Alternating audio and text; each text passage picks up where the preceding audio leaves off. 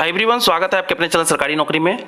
69,000 शिक्षक भर्ती में सरकार के मॉडिफिकेशन फाइल के खिलाफ अखिल त्रिपाठी के नाम से, जो कि औरैया के रहने वाले हैं, इनके नाम से एक याचिका दायर की गई है, जिसका यहाँ पे डायरी नंबर आप देख सकते हैं 12189/2020। 4 जून को ये फाइल की गई है। मामला तो पहले का ही है, लेकिन अभी इसको समय नहीं मिल पाया था भर्ती प्रक्रिया में सुनवाई होने का, तो अभी इसका समय आ गया है। जल्द ही इसकी सुनवाई होनी है।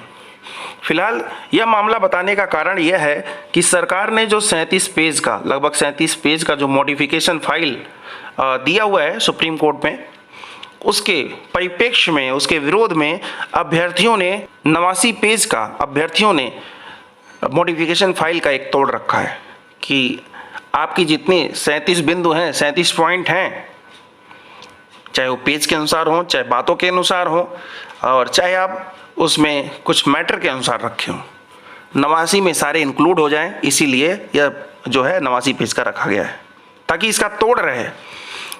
क्योंकि न्यायिक प्रक्रिया क्या होता है, जो पक्ष ज़्यादा मजबूत है, जिस पक्ष के अंदर ज़्यादा पैरवी करने की क्षमता है, जो पक्ष ज़्यादा साक्ष्य दिखा सकता है, उसी पक्ष की बात सुन करके और शायद फैसला उसी तरफ दे दिया जाता है। ऐसा संभव भी है कि अगर 2 पार्टी है तो उसमें उसी पार्टी की जीत होनी है जो पार्टी काफ़ी मजबूती से पैरवी करेगी। तो फिलहाल 89 पेजों का ये जो एप्लीकेशन दिया गया है अखिल त्रिपाठी के याचिका द्वारा, तो इसकी सुनवाई में जब भी सरकार का डेट लगता है उसी संबंध में यह होगा। फिलहाल सरकार से एक गलती हो गई थी कि जब वो मॉडिफिकेशन फाइल डाले थे तो उन्होंने विपक्षी पार्टी को कोई नोटिस जारी नहीं कराया था। उन्होंने सूचना नहीं दी थी कि हम मॉडिफिकेशन फाइल लगा रहे हैं। इसको लेकर के भी अभ्यर्थियों ने एक पॉइंट इसमें रखा हुआ है जो कि रूल के खिलाफ है, कि इस तरह किसी को भी बिना बताए आप किसी तरह का कुछ भी मॉडिफिकेशन नहीं डाल सकते हैं। फिलहाल एक बात और जान लेते हैं, बीएड अभ्यर्थियों के संदर्भ में है। बीटीसी अभ्यर्थी, क्योंकि काफ़ी सारे हमारे ऐसे व्यूअर हैं जो बीटीसी भी हैं, बीएड भी हैं, शिक्षा मित्र भी हैं, सभी हैं। तो बीटीसी अभ्यर्थियों ने बीएड को बाहर निकालने के लिए इस भर्ती प्रक्रिया से एक याचिका डाल दी है। तो हमारी व्यूअर से यही राय है कि आप एक दूसरे को बाहर ना निकाल करके, जैसे शिक्षा मित्र बीएड को बाहर निकालने लगे, बीएड बीटीसी को, बीटीसी शिक्षा मित्र को, और दोनों मिलकर के शिक्षा मित्र को, शिक्षा मित्र मिलकर के इन दोनों को, ये लोग आपस में ये काम ना करके आप लोग क्या करिए, बस तीनों लोग मिल जाइए। जैसे शिक्षा मित्र हो गए, बीएड हो गए और बीटीसी, यानी जिसे डीएलएड कहते हैं। अगर तीनों लोग मिल करके उन अभ्यर्थियों को इस भर्ती प्रक्रिया से बाहर करने की याचिका डाल दें मिलके, कि इस भर्ती प्रक्रिया से बाहर हो जाएं, जो कि गलत प्रक्रिया से शामिल हो गए हैं, जो कि सेंधमारी से, नकलमारी से, फ्रॉड करके पैसे लगाकर भर्ती प्रक्रिया में शामिल हुए हैं, ऐसे लोगों को बाहर निकालने की एक याचिका बस डालने की देरी है। अगर ये काम कर दें तो भर्ती प्रक्रिया लंबा नहीं चलेगी और इस भर्ती प्रक्रिया से वे तमाम लोग बाहर हो जाएंगे जो इस भर्ती प्रक्रिया को अवरुद्ध बनाए हुए हैं। भर्ती प्रक्रिया उन्हीं के नाते रुकी हुई है जो लोग गलत प्रक्रिया से शामिल हो गए हैं।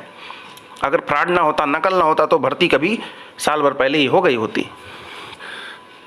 ये बीटीसी अभ्यर्थियों द्वारा दिया गया एक डेटा है, जिसमें बताया गया है किस ईयर में कितनी सीटें हैं और कितनी संख्या में अभ्यर्थी पास कर रहे हैं और कितने भी पास करने वाले हैं।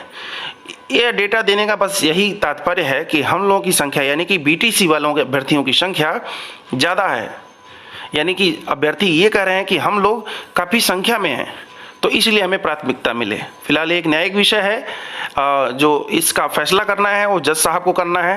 आप कुछ नहीं कर सकते, अपनी मांग रख सकते हैं। मांगने में हर्ज क्या है, आप कुछ भी मांग सकते हैं, चाहे बीटीसी अभ्यर्थी हों, शिक्षा मित्र हों, बीएड हों, आपको जो सही लगे आप वो कर सकते हैं। फिलहाल जो उचित होगा वो तो निर्णय गवर्नमेंट के द्वारा, गवर्नमेंट के हस्तक्षेप से या उसके द्वारा, जज साहब के द्वारा ही होना है। फिलहाल जो 90 पन्नों का, वही मैं 89 पन्नों का जो लगभग बता रहा था, उसकी याचिका जो दायर की गई है उसका नंबर 55700/2020 है।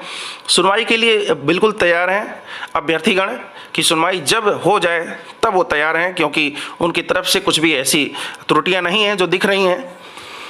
फिलहाल देखते हैं, अभी गवर्नमेंट को अभी कोई काज लिस्ट भी जारी हो गई है, कोई डेट नहीं मिल पाया है। जैसे ही डेट मिलता है आपको तुरंत चैनल के माध्यम से बता देंगे, क्योंकि जो भी डेट मिलना है आज तो मिल नहीं पाया, तो कल का डेट बचा हुआ है 19 तारीख का। अगर कल डेट नहीं मिला इन्हें गवर्नमेंट को तब प्रॉब्लम क्रिएट हो जाएगी, क्योंकि 14 जुलाई का फिर डेट पड़ा हुआ है।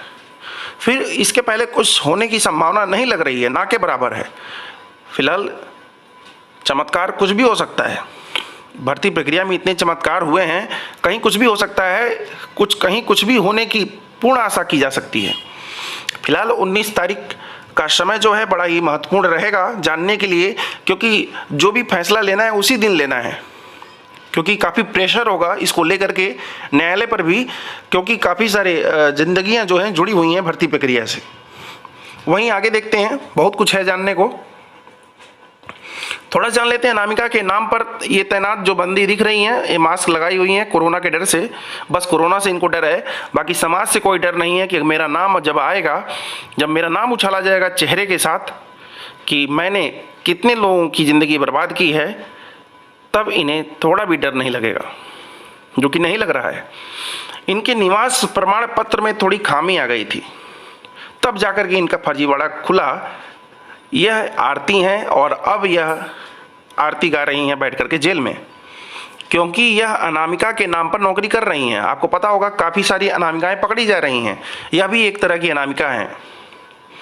तो इतनी सारी समस्याएं लगातार चली आ रही हैं और बहुत सारे डिटेल हैं। जौनपुर में छुट्टी पर भाग गई बालिका शिक्षा समन्वयक, जब देखी कि जांच वगैरह तामझाम बढ़ने लगा है तो सीधे डायरेक्ट छुट्टी ले लिया उन्होंने। छुट्टी पर हूँ, काम खत्म, अब कौन क्या पूछेगा, मेरा क्या बिगाड़ेगा।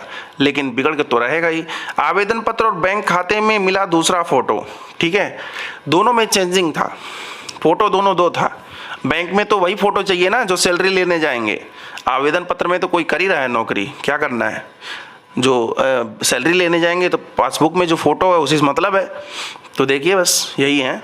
तो अनामिका का तो वही हाल हो गया है। शायद आपने ना देखी हो तो देख लीजिएगा, एक वेब सीरीज है असुर, इसमें एक शुभ रहता है। तो शुभ की कमी नहीं है, कितने सारे शुभ हैं, असली कौन शुभ है अभी तक नहीं पकड़ा गया है, अभी सस्पेंस बरकरार है। जब इसका पार्ट 2 आएगा पता चलेगा। वैसे ही अनामिका, असली अनामिका कौन है अभी तक कुछ विशेष नहीं पता चल पाया है।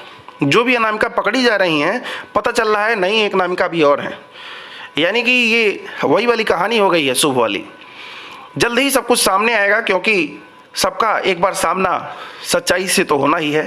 फिलहाल ये हो भी गया है। उस कमाई का, इस पैसे का क्या करना है जो कि सारा इज्जत धूल में मिल जाए। मैंने आपको बताया था कल के वीडियो में कि लोक सेवा आयोग की भर्तियों में, मैंने कल के वीडियो में बताया था कि लोक सेवा आयोग की भर्तियां जितनी हो रही हैं उसमें सीबीआई एफआईआर कराने के मूड में है। आपको पता होना चाहिए, मैंने बताया भी था, एफआईआर तभी होगा, सीबीआई जांच तभी होगा जब पीई दर्ज होगा। पीई का फुल फॉर्म मैंने कल बताया था, प्रिलिमिनरी इंक्वायरी, शुरुआती पूछताछ। इसके पीई के दर्ज होने के बाद सीबीआई एफआईआर कराती है, फिर जाकर के भर्ती प्रक्रिया की जांच करती है और जो लोग भी भर्ती प्रक्रिया में शामिल होते हैं उनको पहुंचा देती है जेल, और जल्दी मिलता नहीं है बेल। फिलहाल बात कर लेते हैं थोड़ा सा एक लाइन एलटी ग्रेड के अभ्यर्थियों के बारे में, क्योंकि एलटी ग्रेड के अभ्यर्थी भी व्यूअर हैं। तो उनका समस्या ये है कि सर हमारा 2 सब्जेक्ट ऐसा है, एक हिंदी और एक सोशल साइंस, जिसे हम सामाजिक विज्ञान कहते हैं। इन 2 विषयों का रिजल्ट ही नहीं निकला। हम लोग पछता रहे हैं, काहे की हिंदी लिया, काहे के लिए सोशल साइंस सब्जेक्ट से हमने पढ़ा और हमने परीक्षाएं दी। इन 2 विषयों पर तो ग्रहण लग गया है, चंद्र ग्रहण, सूर्य ग्रहण खूब लगता है, लेकिन हिंदी ग्रहण और सामाजिक विज्ञान ग्रहण लगा हुआ है। इनका तो रिजल्ट आने का नाम ही नहीं ले रहा है, क्योंकि इसमें 2 अभियुक्त पेपर लीक कराने के मामले में गिरफ्तार हुए थे और उनकी गिरफ्तारी से अभ्यर्थी खुश हैं। बताने का ये मतलब है 69,000 भर्ती प्रक्रिया में जो सीबीआई जांच की मांग हो रही है तेजी से, उस मांग को पूरा कराने के लिए अभ्यर्थियों को यह बातें जानना जरूरी है कि सबसे पहले एफआईआर हो और एफआईआर के पहले पीई दर्ज होना चाहिए। नहीं तो अगर एफआईआर है तब भी काम चल जाएगा, जैसा कि एफआईआर हो चुका है सोराव थाने में राहुल प्रतापगढ़ द्वारा। अब पीई दर्ज बस हो जाए और वह करेगी सीबीआई, और सीबीआई जांच कराने के लिए बोलेगा कोर्ट। जब तक कोर्ट नहीं बोलेगा, प्रशासन नहीं बोलेगा, आपको पता ही है प्रशासन तो बोलेगा नहीं, बस बोलेगा तो एक कोर्ट, और कोर्ट को बुलवाने के लिए अभ्यर्थियों ने डालनी है एक याचिका। देखते हैं आगे क्या होने वाला है। तो देख लीजिए, ये वकील हैं, एक एडवोकेट हैं, 69,000 शिक्षक भर्ती में आज बलरामपुर के अजय ओझा और रायबरेली के उदयभान चौधरी की सीबीआई जांच व परीक्षा निरस्त करने हेतु याचिका पूरी तैयारी कर ली गई है और मैंने अपना फीस नहीं लिया है, वकील साहिबा कर रही हैं। फाइलिंग में उनके पैसे ज़रूर लगे हैं, जो फाइलिंग वगैरह होती है उसमें फ़ोटोकॉपीज़ वगैरह, टिकट वगैरह जो भी लगते हैं, तो कल मुकदमा फाइल कर दूंगी। यानी कि आज मुकदमा फाइल करेंगी, आज एक यह केस फाइल करेंगी और देखना है कि इन्होंने कहा है कि मामले में मैं पूरा न्याय दिलाने की कोशिश करूंगी। आप खुद सोचिए, अगर कोई फीस नहीं ले रहा है, अगर कोई तन मन से काम कर रहा है, जैसे कि अभ्यर्थियों के लिए बहुत सारे लोग करते हैं, जो भी है इन पर पॉजिटिव कमेंट ही अच्छा रहेगा, क्योंकि अभ्यर्थियों के हित की बात हो रही है। इसमें अगर सीबीआई जांच हो जाती है, आप मान के चलिए सीबीआई जांच अगर हुई तो भर्ती प्रक्रिया में वही होगा जो कि कल दरोगा भर्ती परीक्षा में हुआ था। जैसा कि आज मेरे वीडियो में आपने देखा होगा, भर्ती प्रक्रिया पूरी तरह से रद्द कर दी गई, क्योंकि इसमें 69,000 भर्तियों की तरह हुआ था मामला। वे अभ्यर्थी जो योग्य थे, अच्छे थे, वे बाहर कर दिए गए। कम कटाव के अभ्यर्थी सिलेक्शन पा गए, अधिक वाले बाहर हो गए भर्ती प्रक्रिया से। तो उसमें जांच वगैरह हुआ और भर्ती प्रक्रिया रद्द हो गई। सरकार सुप्रीम कोर्ट में दौड़ी, जैसे कि इसमें दौड़ रही है, वहाँ उनकी एक न सुनी गई, क्योंकि यह मामला काफ़ी लंबे समय से चल रहा था। 2016 की वैकेंसी थी। फिलहाल देखिए, सीबीआई जांच की मांग हो गई है। अगर सीबीआई जांच हो जाती है इस भर्ती प्रक्रिया में, तब तो भर्ती प्रक्रिया का पूरी तरह से कल्याण हो जाएगा। जितने भी गंदे लोग हैं भर्ती परीक्षा में शामिल हुए हैं, सब के सब लोग बाहर होंगे और आप जितने भी व्यूअर जो भी मेहनत से, जो भी अच्छे तरीके से भर्ती प्रक्रिया में शामिल हुए थे, आप बिल्कुल अपनी सीट पर कब्जा जमाएंगे और भर्ती प्रक्रिया का आनंद उठाएंगे। न्यूज और पड़ी हुई है, ST to SC का मामला है। एक और याचिका पड़ गई है। अमित कुमार की सुनवाई में 19 जून को लखनऊ में सुनवाई होनी है। यह मामला जो है 19 जून को लिस्टेड है। SCRS 9534/2020 अमित कुमार की फाइलिंग है। तो इसमें आपको ये समझना है कि ST जो सीटें बची हुई थी, 1100 समथिंग सीटें, उनको बस SC में शामिल कर लेना है। SC कैंडिडेट का ये मांग है कि जो ST की सीटें बची हुई हैं उनको SC में जोड़ दिया जाए। यह भी एक याचिका है। तो बस अभ्यर्थियों का एक मांग है, यह कोई फैसला नहीं है। तो इसे फैसले की तरह ना सोचें। जो भी व्यूअर देख रहे हों, इस पर कोई कमेंट की ज़रूरत नहीं है, क्योंकि अगर आप सोचें आप उस कैटेगरी से नहीं हैं तो आप उस पर कमेंट करें नेगेटिव, तो ये अच्छी बात नहीं होती है, क्योंकि ये कोई फैसला नहीं है, एक याचिका है, एक मांग है। आप भी जो चाहे मांग कर सकते हैं, याचिका डाल सकते हैं, उसके लिए खुली छूट है, पूरी छूट है न्यायिक प्रक्रिया से। फिलहाल भर्ती प्रक्रिया में और भी हर एक चीज़ें जो भी अपडेट लायक होंगी आपको बताते रहेंगे। चैनल पे आप पहली बार हैं तो सब्सक्राइब करके बेल आइकन दबाएं, जिससे इसी तरह की वीडियो आप लगातार पाते रहेंगे। और वीडियो को लाइक करना, शेयर करना ना भूलें। धन्यवाद।